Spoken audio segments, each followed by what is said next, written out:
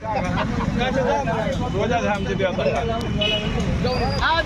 पुनर्वसन, आधी पुनर्वसन, आधी पुनर्वसन. मागण्या आमच्या हक्काच्या, मागण्या आमच्या हक्काच्या, मागण्या आमच्या हक्काच्या.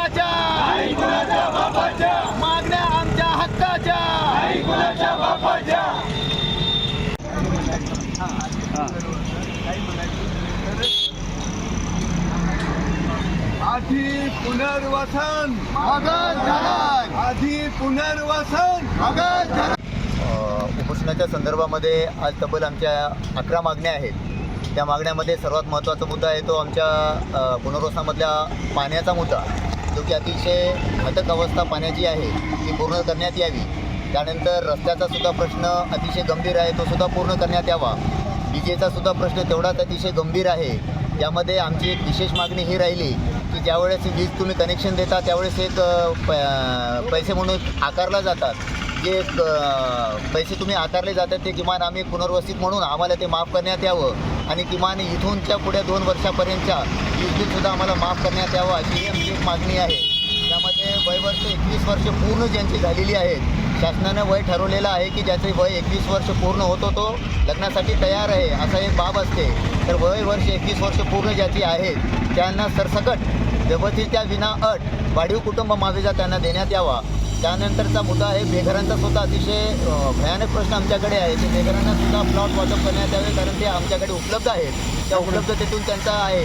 बेरोजगारांसाठी तो सुद्धा मोठा प्रश्न आहे. बेरोजगारांना सुद्धा रोजगार द्यावा किंवा रोजगाराच्या बदल्यामध्ये एक मुष्ट रक्कम आम्हाला ती देण्यात यावी किंवा त्या संदर्भामध्ये आमच्याकडे प्रकल्पग्रस्त जो प्रमाणपत्र आहे तोही प्रकल्पग्रस्त प्रमाणपत्र ज्या पद्धतीने सिंधुदुर्ग जिल्ह्यामध्ये दोडाबेटा तालुका यामध्ये शासनाचा GR नुसार तुम्ही तिथे घेतलं गेलं ते आमलाही कुठेही नोकरीला कामाला आलेलं नाही, म्हणून आमचं सुद्धा प्रमाणपत्र तुम्ही आमच्याकडून घेऊन टाकावं आणि त्याच्या मोबदल्यामध्ये आम्हाला एकमुष्ट रक्कम देण्यात यावी. अशा संदर्भामध्ये आमच्या विविध मागण्या आहेत. त्या मागण्या अतिशय छोट्याशा आहेत, खूप मोठ्या अशा मागण्या नाही आहेत. आणि त्या संदर्भातच ज्या पद्धतीने बोगस कामे पुनर्वसन रावणगावमध्ये करण्यात आलेली आहेत ती कामे कुठेतरी व्यवस्थित पूर्णतः बोगस झालेली आहेत आणि स्वतः उपजिल्हाधिकारी यांनी पाहिल्यानंतर त्याची अनियमितता दिसून आल्याचे सांगितलेले सुद्धा आहे.